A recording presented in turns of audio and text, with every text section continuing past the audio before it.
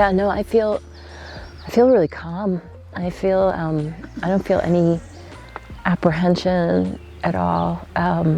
Just already feel so much slower than I've been in months. You know, I've been on just an incredibly fast track, and I've been working on a show about the Uvalde gun shooting, and I've been spending a lot of time with people who have been in that trauma, and just working on that show has been pretty intense and just really sad. And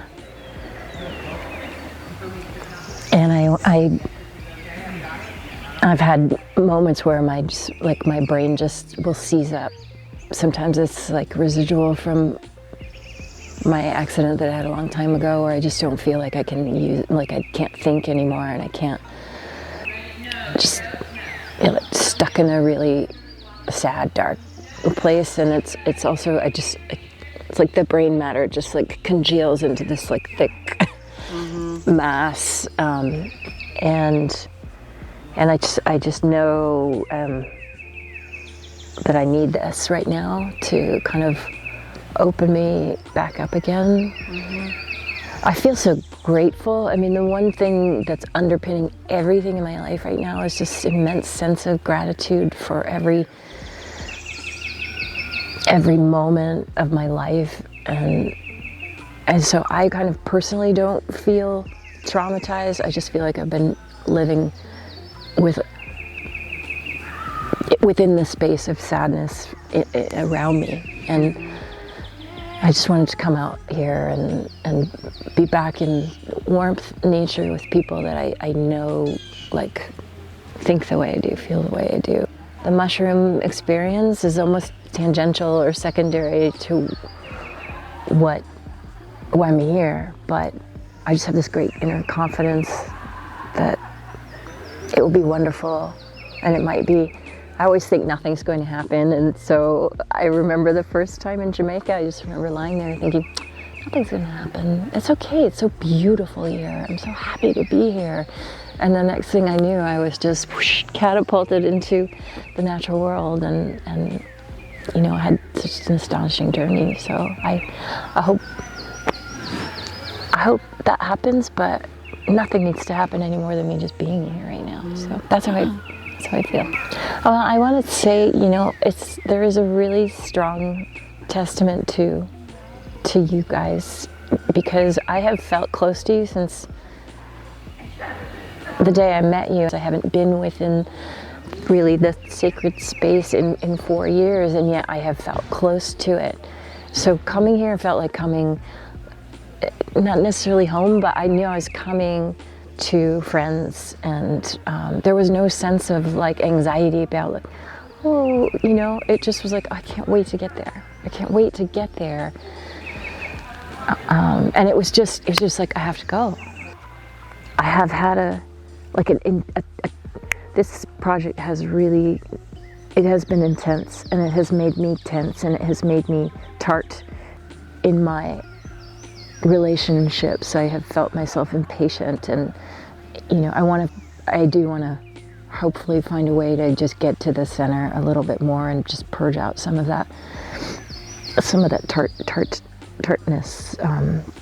It's not my favorite part. It's not a part that I think is very productive, and so I guess if there's one serious thing, and I'm glad to have this moment with you, because that really is something that has made me a little uncomfortable about myself, is just this quickness to, you know, to snap, and instead of to be patient. It's such a frustrating and painful thing, and I'm numbed out. I've gotten a little numb to it. I can hear myself saying the words, you know, like, oh, it's so sad, it's so hard, but like it really, I need to access the emotion again, because the best thing that I can do is to make the most. It's something that people will see and they'll just be outraged, you know, they'll just need to do something. And if I'm numb, then I'm not bringing that into the work. And I won't have done what I really want to do. Unfortunately, I'm not the only voice. There are other voices, but I felt that in myself. Like I reached a point where it just got too hard and I just numbed out. And I'm a little bit going through, like I know intellectually what we're doing is right, but emotionally I've cut myself off from it. And so there's percolating under the surface. I didn't know that, so I'm not sure where I'll head today, but thank you for giving me the chance to just center myself before I do this, because I think I have been just sailing along a little bit on the surface. And this is the place to just slow down and access everything and use it. It might get harder than I thought. I think, you know, I'll just talk to birds. That'll be really lovely, but I don't know. I don't know. Whatever will come will be the right thing. Yeah. It's good for me to just know that I'm not really sure what that is. But I'm here, and I'm fully open, and I know I'm safe and with the right people. Yeah, we're in this together.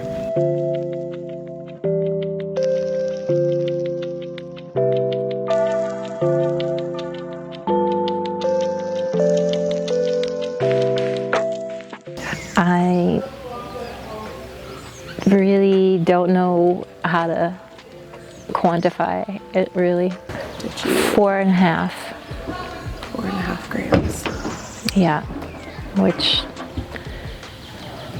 you know, that was the same amount that I had taken in Jamaica. So, and things were pretty benign there. This was like a whole different level of communicating and connecting with the energy that, you know, comes from really deep in the ground, like mixing with my own energy. I think the most amazing thing that I learned the last time, and I just went straight there this time, was just the dissolving of boundaries into, like, being able to dissolve out of the body and into energy. I don't want to say I'm embarrassed. I thought about that this morning. I'm like, am I embarrassed? And then this word came to my mind. You know this word mortify? I'm mortified, you know? But then I thought, like, well, like mortal, you know, you're human, and I just probed around. I was like, am I more, you know, how do I feel about what happened? And I really didn't want to disrupt other people's experience. And there was a tiny little piece of me that was conscious of that, but it was also tapping into the part of me that was just trying, you know, there's always been this conflict in my life of being like too big or not small enough, and not finding the place where I'm like at balance. And I think I've ignored a lot of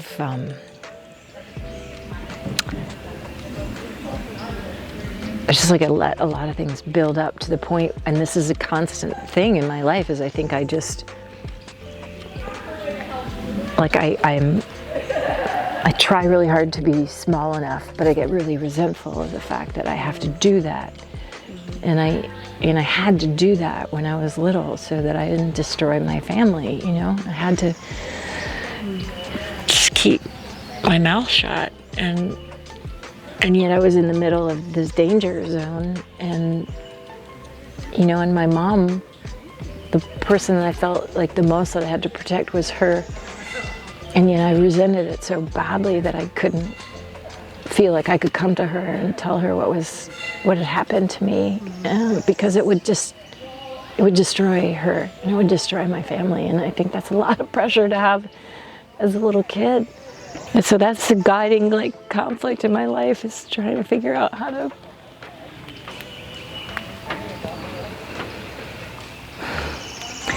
comfortable and not like swinging from these extremes of like, you know, and then like just carrying all this resentment that I had to do that. And it comes out a lot, you know, it comes out.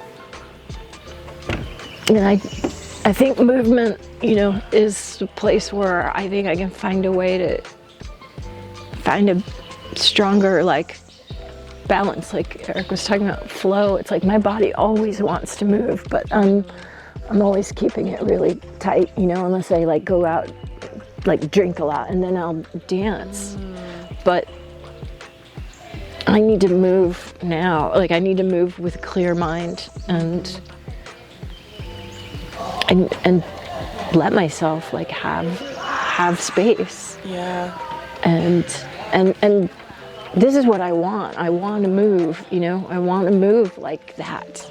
Yeah. But not in such an like I needed that extreme, and I wanted to immediately process it too. When I came, like I came out of it and I felt really like, okay, take care of yourself, you know, just take care of yourself because people have been taking care of you a lot today. Just like be a grown up, take care of yourself.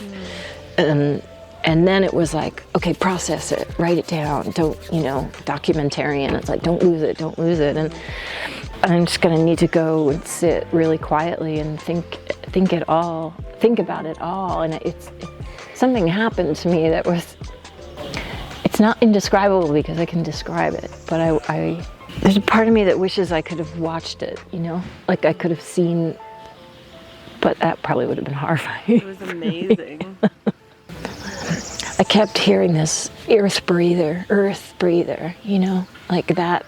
If there's a goddess or if there's some energy that I tapped into, it's like this earth breather. And I know I didn't want to swallow it, but I felt like a mud baby, you know, just like really, really profoundly grappling too with all the dark stuff that I could like scream into the ground and it could take it, but I felt like I was looking down a void.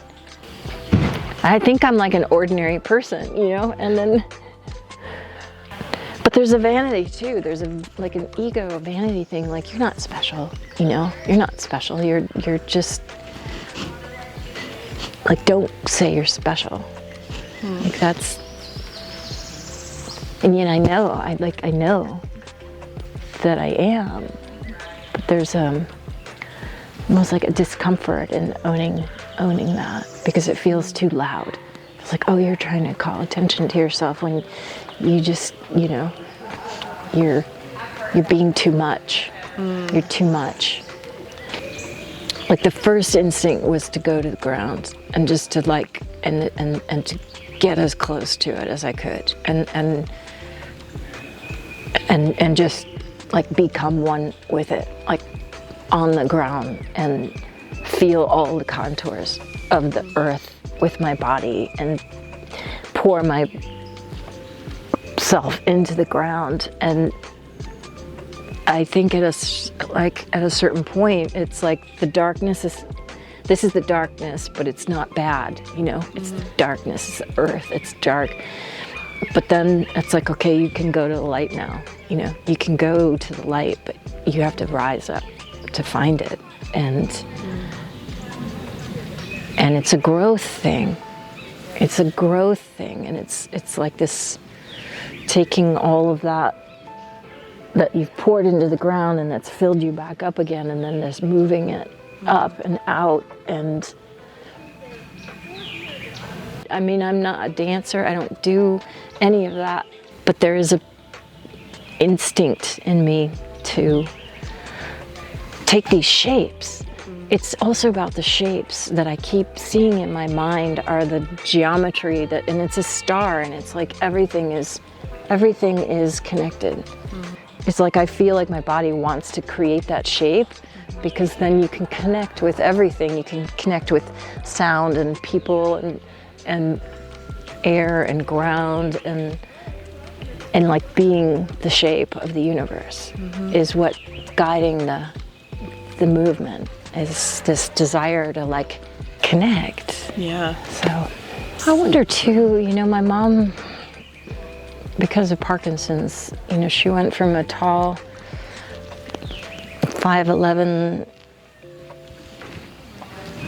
reedy, beautiful woman to just shrinking and curving over into, you know, husk of herself while she was living. And it was so painful for me to watch her disintegrate that way, and literally, like, and maybe there's a part of me that's just like, I have a fear that I might get that, you know, that I might get it, and I hold myself, a lot of the time I find myself holding myself like her. I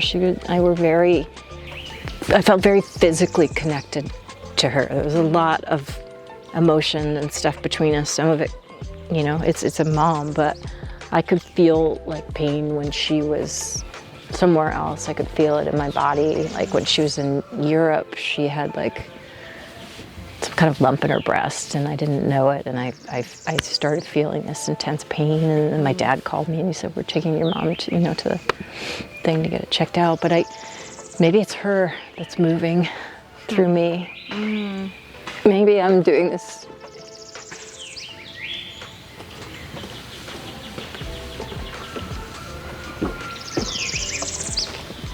She wanted to move, you know, she just became trapped.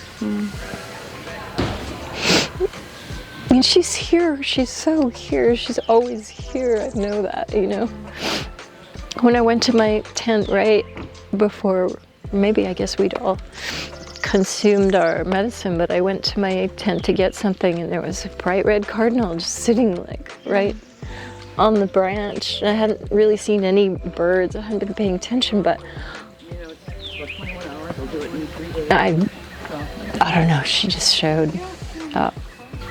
I will say, you know, I think I've shared this with you, but being with you guys a year before she died, it gave me so much strength. I was so strong when I came back, and I was able to be strong for myself, and I think strong for her. And I just kept saying, you know, she couldn't really understand a lot because her mind would go in and out, but I just kept saying, you know, this is just now, but this is not everything, you know. And there was this point once where she said to me, she said, we're in the club. And I said, we are? And she said, yeah, we're in the club, and we're all wearing white. So I think she was either feeling, or I don't know, there was this strong sense that she was grasping something, and all the traditional stuff of, like, you know, she was mad at God, and, you know, all that traditional hierarchy of, like, all that just kind of had abandoned her, or she'd abandoned it. But at the very end, she just turned to me, and she hadn't been talking to anybody because she just turned to me and she said, you have to kill me because I can't live like this. And the next day we were with hospice, but they're like, it's time. And I gave her the first morphine, and that was it. She fell asleep. She slept for a week. She slept so peacefully for a week. And then she passed over, but I watched all the awfulness just leave her body, you know, while she was in this, like, sleeping beauty state, and it kind of restored the harmony within all of us, because we could see her at peace finally, but still with us. Like, I think I'm ready to grow up now. Like, just move forward now instead of backwards. I think I poured so much out yesterday that I don't know what will manifest, but I'm hoping that it just, you know, that it's more upward into light now, and just to keep growing up. Way to go. Thank you. You did so great. Yeah.